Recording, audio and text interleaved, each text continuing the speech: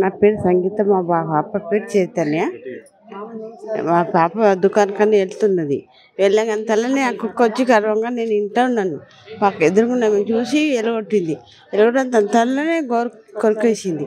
కొరికి అంతా కీకలాడుతుంటే ఏమైందని మేము పెట్టుకొచ్చేటోళ్ళకు మొత్తం ఇది అయిపోయింది.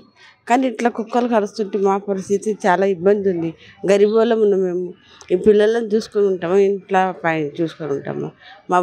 మా ఇంట్లో పరిస్థితికి చాలా ప్రాబ్లం ఉన్నదానికి ఇది చేస్తున్నాం. కానీ ఎవరు కుక్కలు పట్టించుకుంటలేరు, ఏం లేదు. కానీ కుక్కలు పట్టుకోపోతున్నాం మళ్ళీ ఎడంగానే వస్తున్నాయి ఇంతగానం. కానీ ఇంతగానం ఎట్లా వస్తున్నాయి మాకే తెలుసు. ఎన్నిసార్లు కంప్లైంట్ ఇచ్చినవి అవి వస్తూనే ఉన్నాయి. కానీ ఎందు గురించి ఇట్లా అవుతుందో మీరు ప్రభుత్వం ఇది చేయాలని కోరుకుంటున్నాము. ఈ పిల్లలని పిల్లలకి ఏం మెరకండి, బయట ఆడుకుంటారు. బయట ఆడుకున్న పిల్లలకు మనం ఏం ఇది చేయలేం కదా.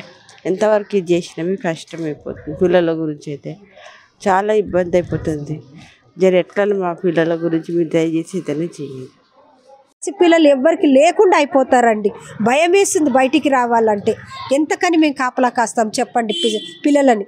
దయచేసి అధికారులు స్పందించి దీనికి ఒక శాశ్వత పరిష్కారం తీసుకురావాలని నేను మనస్ఫూర్తిగా విన్నవించుకుంటున్నాను సార్. జిహెచ్ఎంసీ అధికారులు ఎవరైనా సరే, ఎలాంటి పార్టీ ప్రతినిధులు ఎవరైనా సరే ఏదో ఒక చట్టం తీసుకొని రమ్మని మనస్ఫూర్తిగా కోరుచున్నాను సార్ మిమ్మల్ని.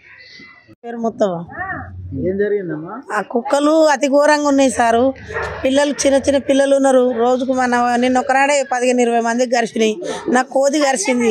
నేను సచ్చే టైం అయింది. నేను మల్లారెడ్డి హాస్పిటల్లో పడ్డా. 20,000 అయింది. నేనే తిండి లేక మా పాప భర్త చచ్చిపోతే ఇక్కడ వచ్చి బతుకుతున్నా. తిందామంటే తిండి లేదు, మా ఆయన లేడు. నాకు కోతి గీరే, ఇక గాయాలు పడ్డాయి. కుక్క గీరే, కుక్క గరిచింది. నేను ఇవాళ కూడా గరిచింది కోతులు. కుక్కల్ని పట్టేటోళ్ళు, కోతులు పట్టేటోళ్ళు. అతి ఘోరంగా ఉన్నది. గరీబుల పరిస్థితి ఏంది చెప్పండి? ఉందామంటే తిండి లేదు, ఉందామంటే ఇల్లు లేదు. మా పరిస్థితులు అట్లున్నాయి.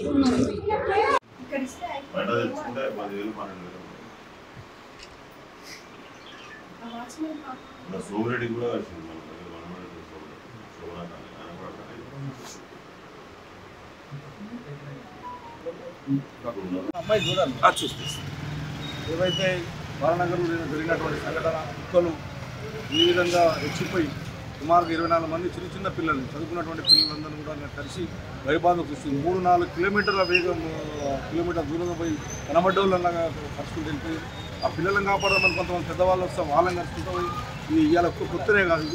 ఈ హైదరాబాద్ నగరంలో ఎంతమంది చిన్న పిల్లలు చనిపోవడం జరుగుతూ ఉంది. హాస్పిటల్లో ఏదైతే కుక్కలు పట్టేటటువంటి వాళ్ళలో వాళ్ళు తీసుకుపోయి మళ్ళీ పట్టకపోతులు సేమ్ మళ్ళీ తీసుకుపోయి ఏం చేస్తుంటారో మళ్ళీ సేమ్ ప్లేస్లో వదులుతూ ఉన్నారు. కాబట్టి ఈ రకమైన ఇబ్బంది కార్యక్రమాలు జరుగుతూ ఉన్నాయి. ఇది హైదరాబాద్ నగరంలో కాదు, మొత్తంలో కూడా మనం దీన్ని పెట్టాల్సిన అవసరం ఉంది. ముఖ్యమంత్రి గారి ఇన్వాల్వ్మెంట్ కావాలి, మంత్రులు ఇన్వాల్వ్మెంట్ కావాలి. అన్ని పార్టీలకు అదేవిధంగా చూసుకొని దీన్ని కాపాడవలసిన బాధ్యత ఉంది. ఈ కుక్కల వారం నుంచి ప్రజలను కాపాడాల్సినటువంటి బాధ్యత ఉంది. ఎందుకంటే చిన్న పిల్లలను అరుస్తూ ఉంటుంటే వాళ్ళు నిజంగా తల్లిదండ్రులు ఎంత భయభాంతులు చెందుతూ ఉన్నారంటే మా పిల్లలు బయటకు ఇంటికి వచ్చి ప్రమాదం ఉంది. కాబట్టి ఇటువంటి కార్యక్రమాలు చేయొద్దని చెప్పి మనం చేయాల్సిన అవసరం ఉంది. కాబట్టి నిన్న మా రవీంద్ర రెడ్డి గారి నాయకత్వంలో, హాస్పిటల్ గారి నాయకత్వంలో ఖర్చులందరూ తీసుకుంటా హాస్పిటల్ పంపించుకుంటా ఆ రకంగా సేవ చేసే కార్యక్రమం చేపట్టారు. మళ్ళీ ఒకసారి జరగకుండా, సంఘటన జరగకుండా చూడాలని ప్రభుత్వం విజ్ఞప్తి చేస్తూ ఉన్నాం. ఇటువంటి జరిగితే ఈ భయబాధలు చెందుతారు. కుక్కలు గడిచిన తర్వాత వాళ్ళకి రకరకాలుగా వ్యాధులు వచ్చే ప్రమాదం ఉంటుంది. కాబట్టి కాపాడమని తెలియజేస్తాం.